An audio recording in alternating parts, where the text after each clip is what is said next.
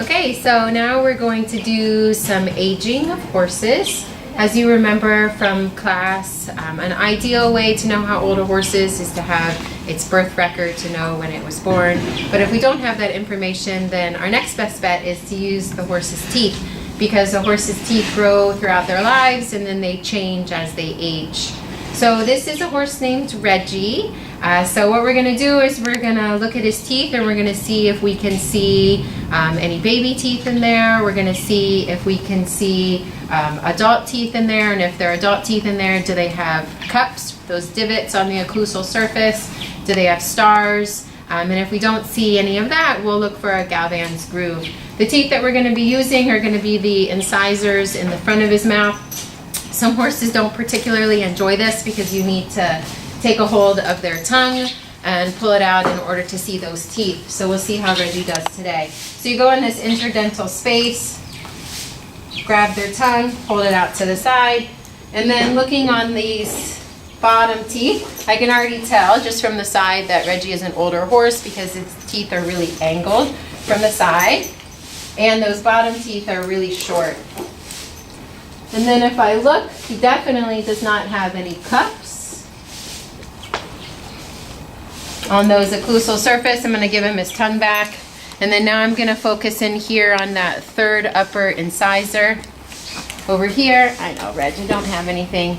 I'm just going to peek at it and I'm going to see, does he have his Galvan's groove? So if you can see that third incisor, you can see that he does have a Galvan's groove, but only at the very bottom of his tooth, close to that occlusal surface. So all up from the gum line down, it's filled all the way back in. He just has a little divot down at the bottom, so he's in his late 20s. Our next horse to age is going to be Buck. So we're going to try to see those occlusal surface on those lower teeth. And he definitely doesn't have any cups. He does have dental stars on all of his lower incisors, which just means that his pulp cavity is being exposed. And if you can come over here and see that third incisor, you can see that he has Galvan's groove that actually goes all the way from the top and almost makes it all the way down to this occlusal surface. So that lets us know that he's in his late teens, maybe 18 or 19. He also has, so this is Amari. We're going to age her next. She says hello. Let's see if she'll let us. Look at those teeth. She doesn't have any cups on those lower incisors, which means we know she's over 10. And she does have some stars on all of those lower incisors. So again, we know that she's over 10, 11 years old. And then if we come over here and look at that upper third incisor, you can see that she's got Galvan's groove that's extending at least halfway down, maybe a little bit past that. So I'd say she's in her mid-teens. Okay, so we're going to do Count's age. He is definitely an old man based on the angle of his teeth. And he definitely does not have any cups in there, but he definitely has some stars. Let's look at his third incisor.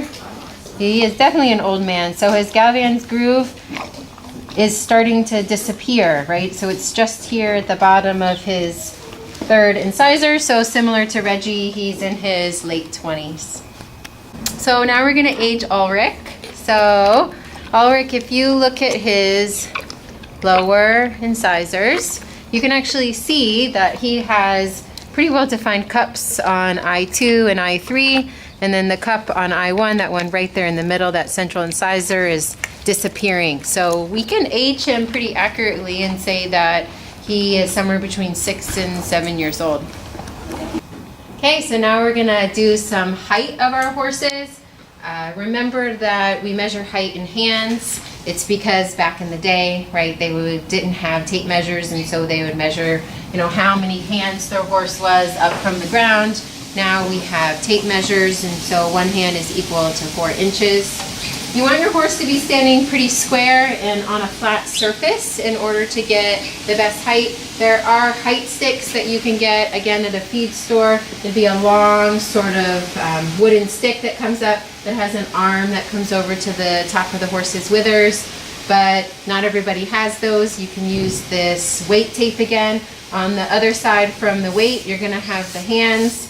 And so what you wanna do is you wanna find down at the bottom, there's going to be a little arrow and a line. This is going to be the part that you're going to stand on the ground, right, to start coming up. So you're going to place that down.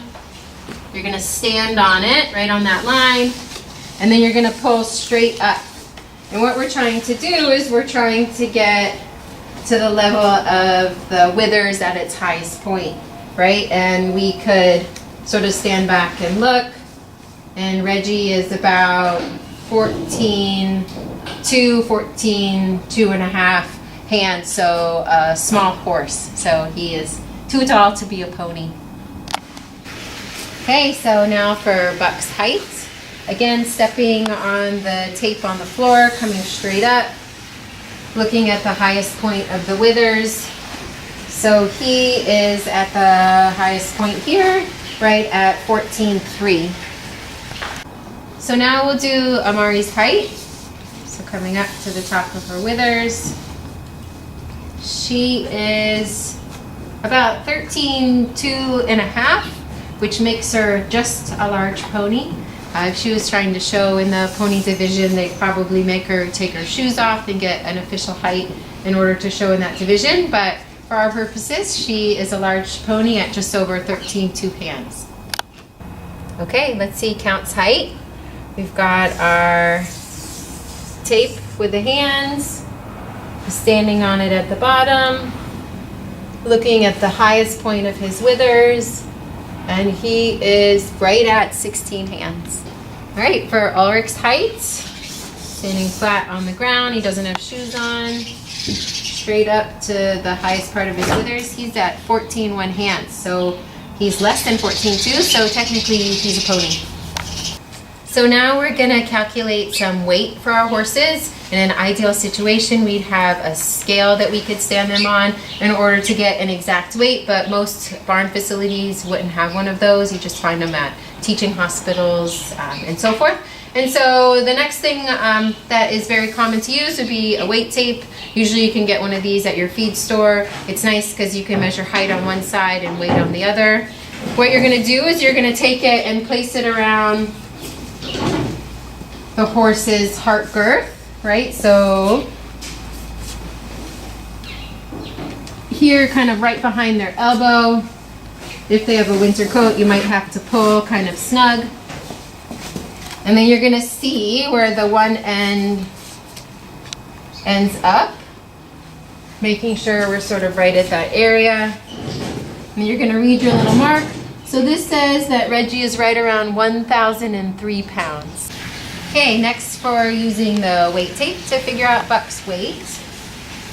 You're gonna go around here, come down to this number here. This says he is around 910 pounds.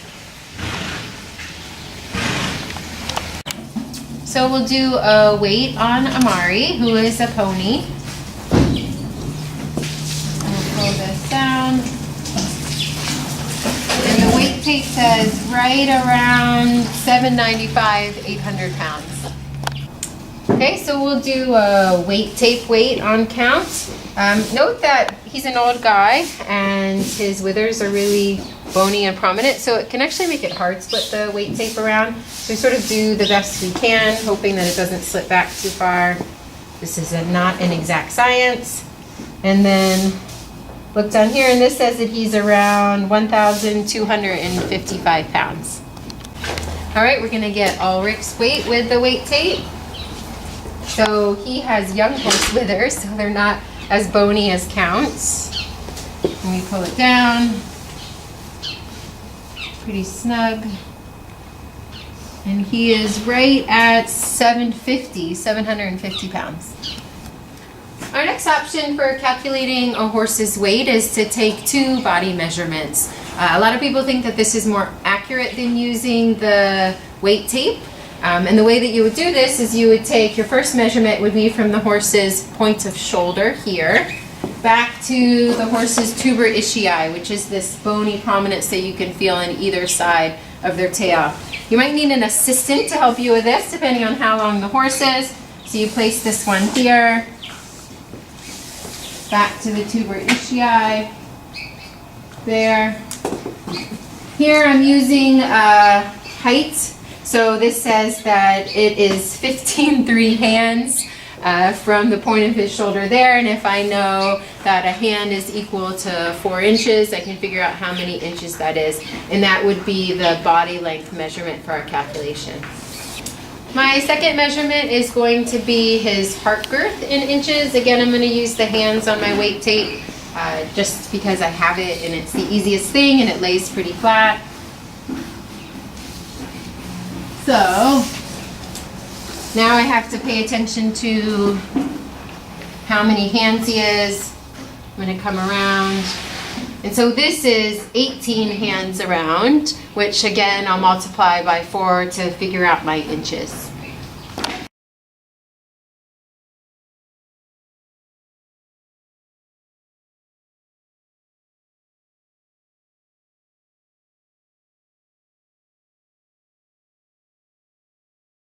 So now we're gonna get his body length. So from the point of the shoulder back to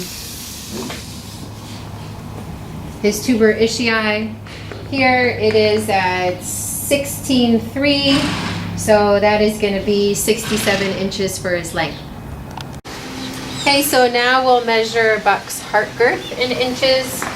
So using our hand, measuring again, gonna come down and it's at 17.1, so that's gonna be 69 inches for his heart girth.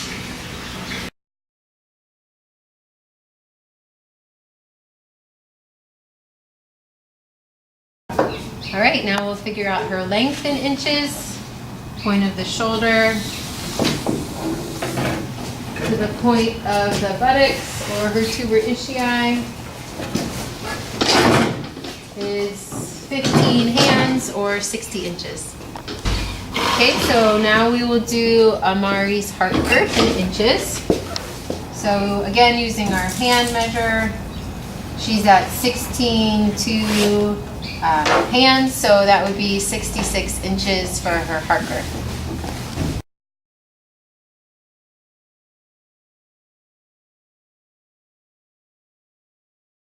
Okay, now for Count's length from point of shoulder to tuber ishii is at 17.1, which is 69 inches. So we'll do Count's heart girth in inches. So we are at 19.3 hands, so that's 79 inches for his heart girth.